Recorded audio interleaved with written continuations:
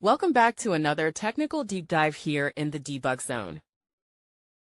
Today, we're tackling a big question and breaking it down with insights from other users. Hopefully, this clears up some misconceptions and helps you get the answer you need.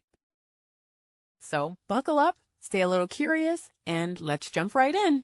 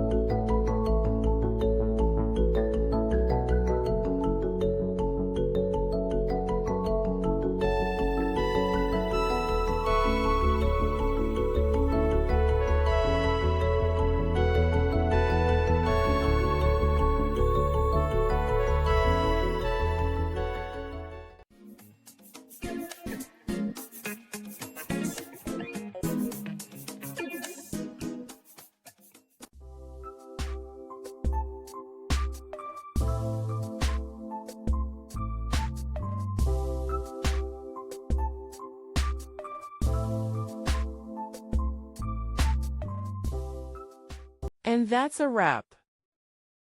I hope you found the answer you were looking for. If you did, take a second to hit that subscribe button. It really helps out. And let me know in the comments which solution worked best for you. See you next time in the debug zone.